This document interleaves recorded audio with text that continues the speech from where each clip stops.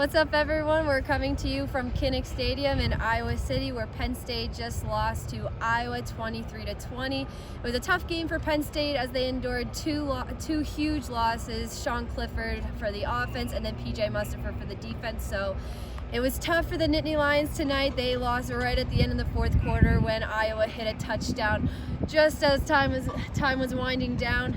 And, they were leading in the first half by a pretty wide margin, but then Sean Clifford goes down in the second quarter, and the offense really struggled to get going again with Taquan Robeson taking snaps. So, Max, what did you see from the offense in this one? Yeah, obviously it was a tough second half for them. There was one sequence when they had 3 false starts in a row. It's not what you want out of your backup quarterback, but you have to cut him some slack. This was a crazy environment tonight.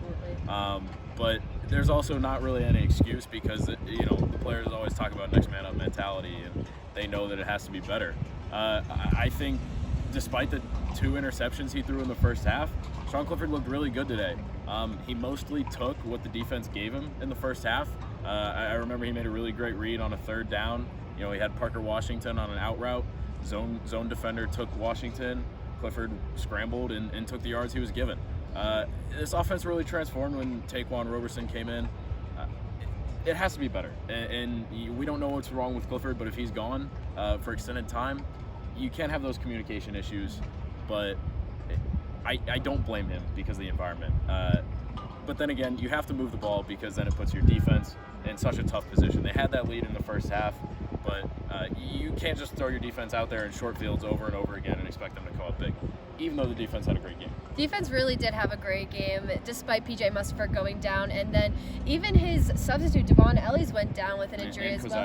And Keziah, he didn't get hurt, but he came in, and also Jonathan Sutherland suffered an injury pretty early on, did not return. So a lot of next man up mentality for this defense, and they really still did show out. They were excellent in the red zone. They really held Iowa, with the exception of that last touchdown in the second half.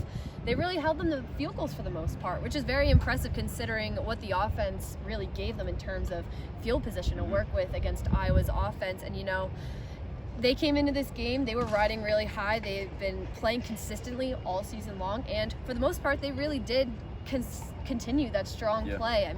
Ellis Brooks led this defense with 14 tackles, and Arnold Ebiketie and Jaquan Brisker followed him up with 9 each. So this defense also played extraordinarily well considering the amount of time they spent on this field once again. And they had that bend don't break.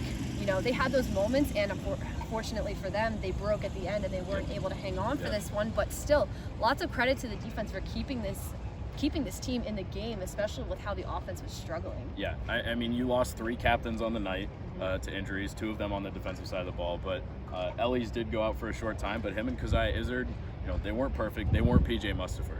You don't have another PJ Mustipher on the team, but they played well. Arnold Ebiketie had a great game. Ellis Brooks, Curtis Jacobs, Brandon Smith, all over the field in the linebacker spot. But we're going to learn a lot about this team in the coming weeks. They have another matchup. They have a bye week, and then they've got Illinois at home before they go on the road for 2 games, and that's going to be tough for them. But we're going to learn a lot about this team and how they respond from this. And I think my take from tonight is, I think Penn State was the better team overall, even though they couldn't get the job done. All right, well, follow along with our coverage from the Iowa game and for the rest of this season on our website at collegian.psu.edu and on our Twitter at PSUFootblog.